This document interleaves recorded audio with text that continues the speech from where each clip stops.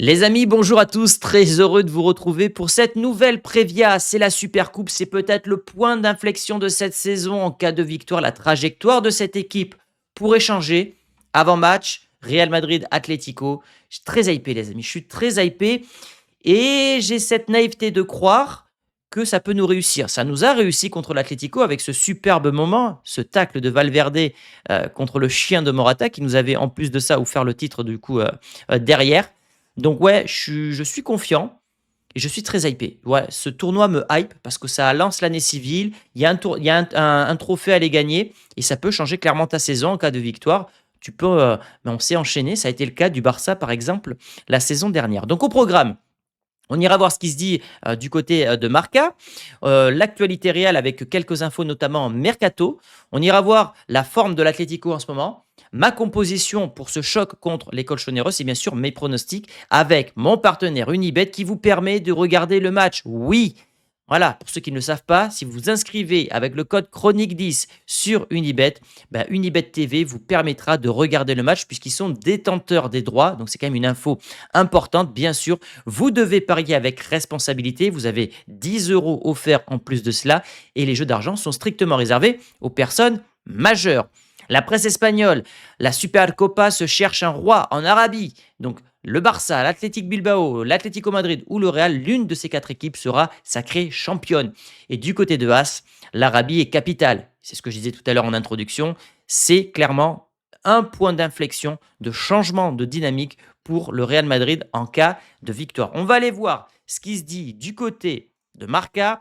Beaucoup à gagner, beaucoup à perdre. C'est un peu qui tout double. Il y a des têtes qui peuvent sauter à l'issue de cette compétition en cas de lourde défaite. Je pense évidemment au coach Xabi Alonso. Cet homme-là peut battre un record ou égaler un record, mais je vous le présenterai tout à l'heure, chiffre à la clé. Et évidemment, l'info principale à retenir, c'est que Mbappé perd la Supercopa. Mbappé n'est pas convoqué, même si j'ai cru lire dans certaines infos espagnoles qu'en cas de finale, il pourrait peut-être jouer. J'ai pas l'impression qu'il jouera. Et c'est une bonne décision, preuve d'autorité du club, enfin, de laisser au repos Kylian Mbappé pour qu'il se concentre sur la suite de la saison. Le retour du médecin Mihic et de cet homme-là, Pintus, à la demande de Florentino Pérez, ça aussi, c'est un sacré changement du côté du Real Madrid. Et puis après, il n'y a pas grand-chose à dire, puisque ça sera surtout demain, puisque là, aujourd'hui, on parle de Bilbao contre le Barça. C'est pas ce qui nous intéresse dans cette vidéo. On commence donc cette actu Real avec des infos mercato où Pamecano est sur le point de prolonger son contrat avec le Bayern. L'accord a été trouvé entre les deux camps. Le Real qui n'a pas voulu de Saliba, enfin qui n'a pas fait d'offre à Saliba l'été dernier. Le Real qui n'a pas été sur Konaté, qui n'a pas été sur Marc Guéhi et qui a fait un all-in sur Upamecano, est en train de tout perdre d'un point de vue de la défense. Donc voilà, c'était le risque à prendre et ce risque, il est en train d'être totalement perdu. Je suis déçu. Maintenant, voilà, Upamecano, c'était quasiment sûr qu'il allait prolonger du côté du Bayern. Rien d'officiel pour l'instant. Mais voilà, est-ce qu'il va falloir se rabattre désormais sur Marc Guéhi, qui est demandé par le Barça, par City, par Liverpool? Il y a une grosse bataille sur le défenseur anglais. Et pour moi, le Real doit évidemment se positionner. Dans la suite des infos mercato, le Real Madrid, bon, on le sait, suit Keith Smith et Adam Wharton. L'un des deux signera sans doute au Real Madrid l'été prochain. On aura le temps d'en reparler. Courtois, et ça me fait plaisir, a gagné le trophée du meilleur joueur du mois par Marca. Et ça me fait plaisir parce que les gardiens, c'est souvent un poste de l'ombre, un poste qui n'est pas mis en avant, mais souvent les buteurs, les Mbappé, les Yamal, etc. Content que Courtois remporte ce trophée. Ça reste à mes yeux le plus grand gardien de l'histoire du Real Madrid. Et on arrive à cette info. Certains joueurs du Real Madrid doutent et se méfient du staff actuel. C'est l'une des raisons du retour de Nico Mihic, l'ancien chef des services médicaux du Real Madrid. L'équipe respecte le docteur Nico Mihic. Donc il y a des tensions à plusieurs étages dans le club. Il y avait eu cette interview notamment de la nutritionniste qui avait été mise à l'écart, harcelée par les médecins actuels du Real Madrid.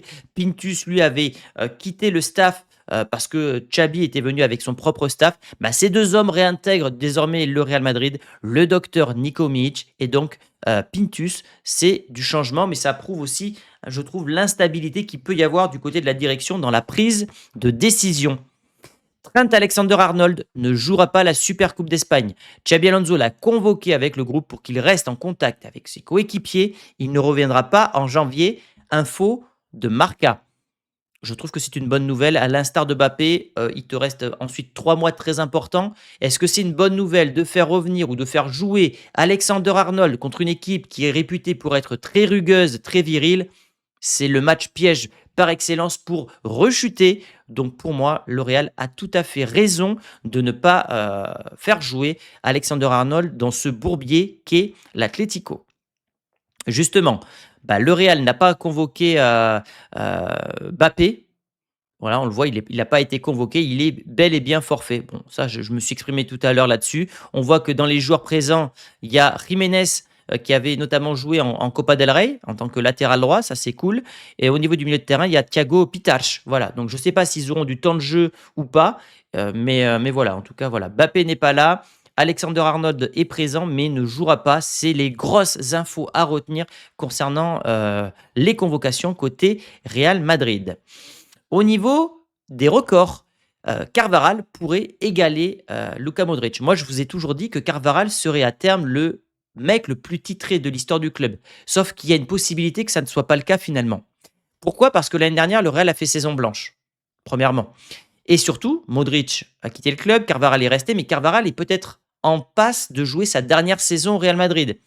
On ne gagnera pas la Ligue des Champions, pas avec cet effectif-là. La Liga est mal partie. Si tu ne gagnes pas la Supercoupe et pas la Copa del Rey, et que Carvajal quitte le club à l'issue de la saison puisqu'il est en contact avec notamment le Qatar, ben, il y a un monde où Modric reste et restera le joueur le plus titré de l'histoire du club. Et ce qui est cocasse, c'est que quand il est arrivé au Real Madrid, il avait 0 trophée dans sa besace.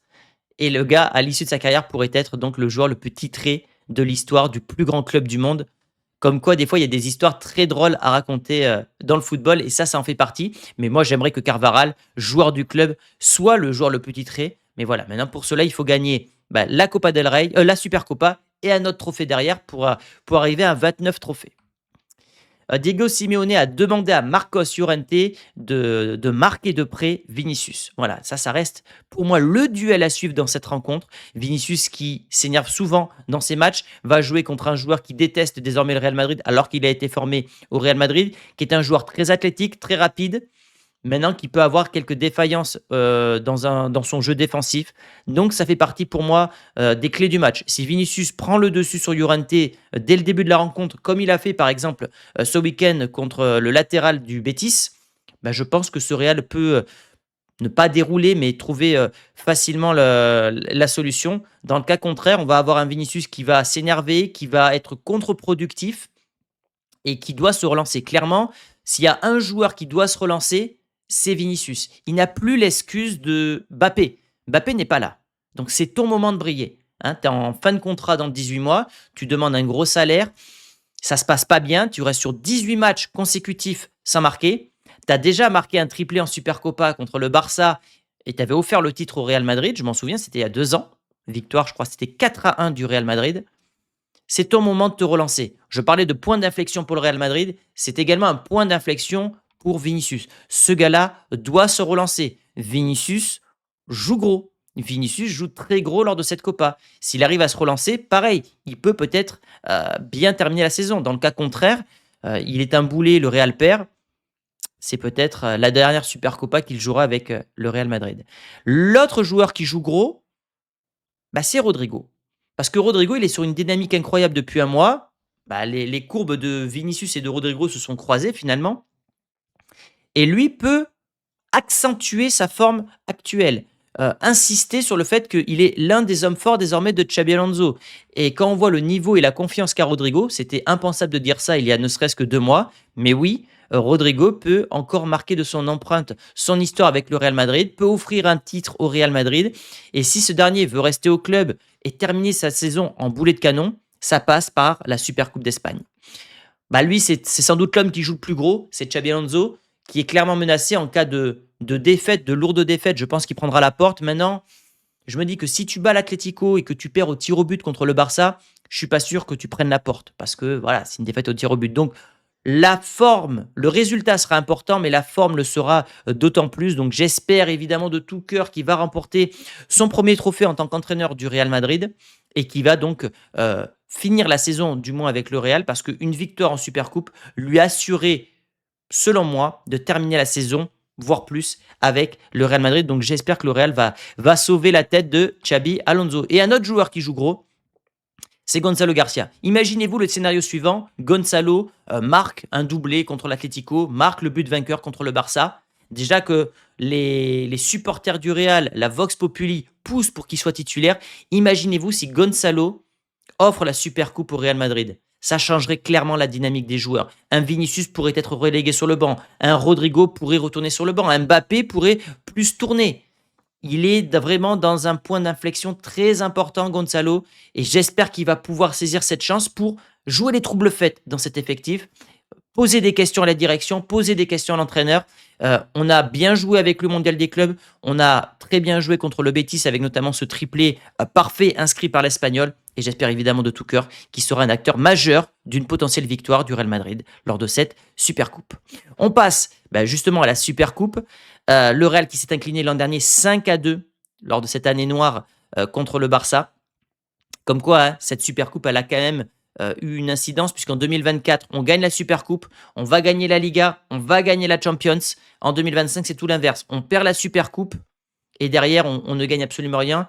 Donc, on reste sur une victoire sur les 3 dernières années, 2 pour le Barça, une pour nous. Et lors du palmarès, qui est pour moi très important, puisque le Real est quasiment premier dans toutes les compétitions qu'il joue, hein, Ligue des Champions, les coupes intercontinentales, etc.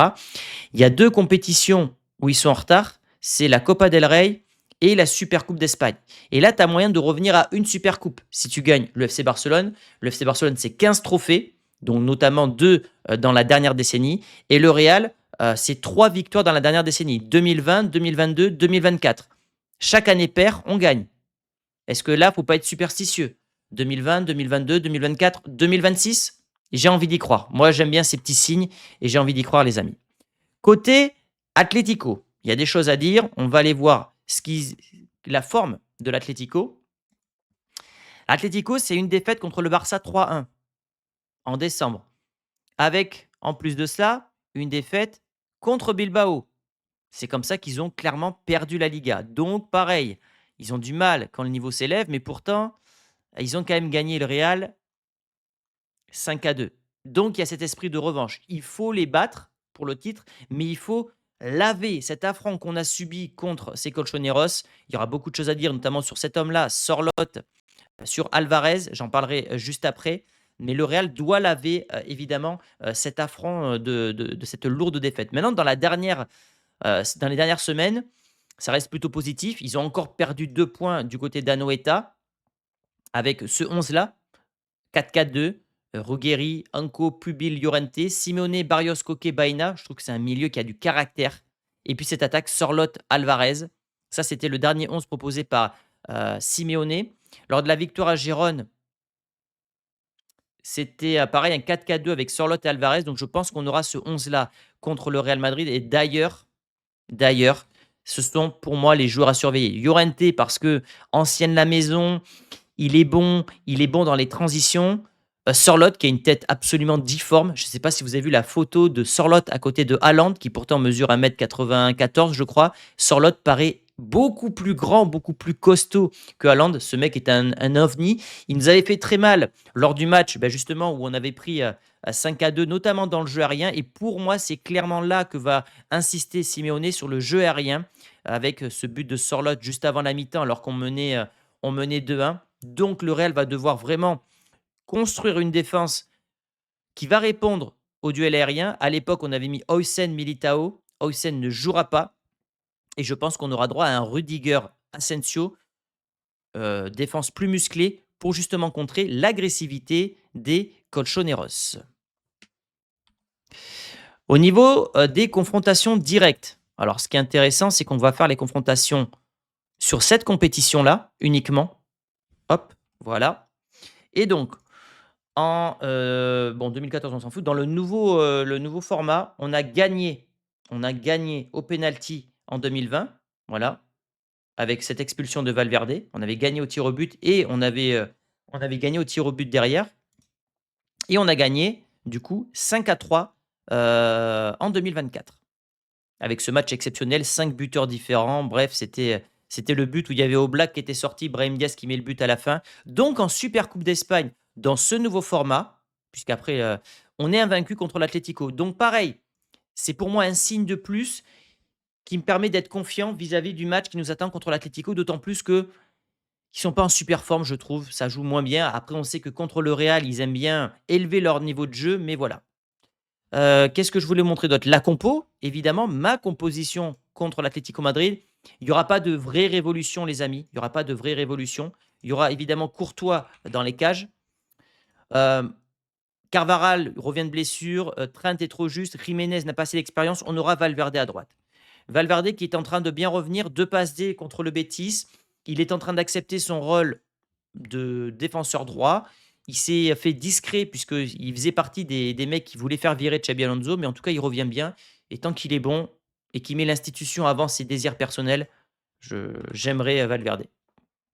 Carreras à gauche et donc une défense. Je ne sais pas si on doit être confiant ou pas, mais Rudiger, Asensio.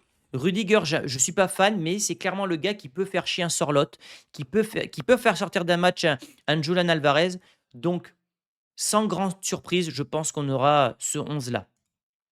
Au milieu de terrain, Tchouaméni. En fait, on aura, je pense, le 11 qui a joué contre le Betis. On aura Bellingham, qui a été très bon, je trouve, contre le Betis, dans un rôle vraiment de meneur, enfin de milieu relayeur. Et on aura donc Kamavinga, qui a fait des bonnes choses contre le Betis, qui va devoir confirmer et marquer des points pour une place de titulaire sur la deuxième partie de saison. Donc j'attends beaucoup de Kamavinga, beaucoup de Tchouaméni, parce que ça va être dur en face. En attaque, Vinicius. À droite, évidemment, Rodrigo. Et en attaque, on aura Gonzalo. Par contre, on n'a pas de remplaçant. Bappé est blessé. Brahim est à la canne. Hendrick est parti du côté de Lyon. On a seulement désormais Mastantuono pour entrer en cours de match et changer une dynamique de rencontre. Ça peut faire peur.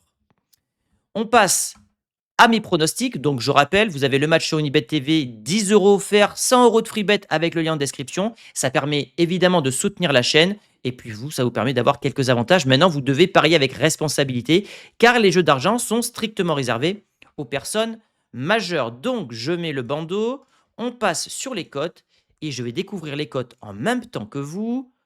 Le Real est légèrement favori. Voilà, les cotes sont très serrées, très très serrées. Là, c'est le résultat du match à l'issue des 90 minutes de jeu. 75% des gens vont sur le Real Madrid. Je vais les suivre. Je pense que le Real va s'imposer. Je vous ai dit que j'étais confiant lors de ce match-là. Ça sera très dur, mais je pense qu'on est on a moyen de les mettre en difficulté. Au niveau de mes pronostics, je vois un but pour les deux équipes. Ça, c'est quasi une certitude. Ça va être un match où il y aura pas forcément beaucoup de buts, même si lors du dernier derby, il y a eu quand même 7 buts, donc bon, c'est pas forcément une garantie. Au niveau de mon prono score, je partirai sur 2-1 côté Real Madrid, qui est coté à 8,55. Le score qu'on devrait tous mettre, c'est le 1-1, puisque c'est le score le plus probable, mais moi je vais partir sur un 2-1. Je regarde les autres scores et puis pour ceux qui veulent, jouer et se couvrir, hein, vous avez le 2-1, 3-1 ou 4-1 pour le Real qui est coté à 4,85.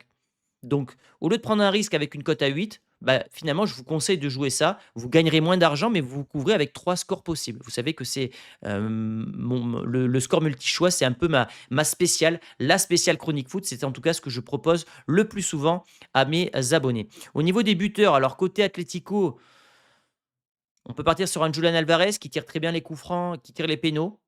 Sorloth, pour ceux qui veulent, qui sont un peu pessimistes et qui peut marquer de la tête. Voilà, je verrai les deux. Côté Real Madrid, je vois Gonzalo Garcia et je vois Rodrigo. Je ne vois pas Vinicius marquer, je vois plus Vinicius marquer en finale contre le Barça. Mais lors de ce match-là, je vois Rodrigo et Gonzalo Garcia. Gonzalo Garcia qui va permettre de mettre le doute justement à la direction, à l'entraîneur, mais des bons doutes. Rodrigo qui va continuer sa très bonne dynamique. Et Vinicius, je le vois marquer que sur penalty à la rigueur, mais pas dans le jeu. J'espère me tromper, évidemment. Pour ceux qui veulent un peu plus de risque, vous avez Arda Güler à 4,64. Vous avez Bellingham à 3,24. Et puis après, au niveau des défenseurs, vous avez 14,58 Rudiger pour ceux qui le voient marquer, notamment sur coup de pied arrêté. J'avais un dernier truc à vous montrer, les amis. C'est ça, j'enlève ça. Pour ceux qui veulent, pareil, soutenir la chaîne et avoir des vidéos exclusives qui sortent très régulièrement, même si là, j'ai eu un peu plus de mal dernièrement. Vous avez 22 vidéos exclusives dans la partie Socios. Pour devenir Socios, vous soutenez la chaîne financièrement et vous avez plein de vidéos exclusives, des unboxings, des vidéos réactions, la visite du musée en exclusivité du Bernabéu quand j'étais sur place. Donc voilà, il y a plein, mon avis sur le documentaire de Vinicius. Bref, c'est un petit peu des vidéos bah ouais, exclusives. Et il y en a d'autres qui vont sortir évidemment en 2026. Il y a plein de surprises qui vous attendent. Donc voilà, si vous voulez soutenir la chaîne, c'est aussi un moyen de le faire, les amis. C'était tout ce que j'avais à vous dire pour aujourd'hui. On se retrouve demain à l'issue de la rencontre, donc aux alentours de 22 h pour le débrief à chaud. Soutenez la chaîne, un like, un boost et je vous dis à très vite pour de nombreuses vidéos, les amis. Merci pour la force. Ciao.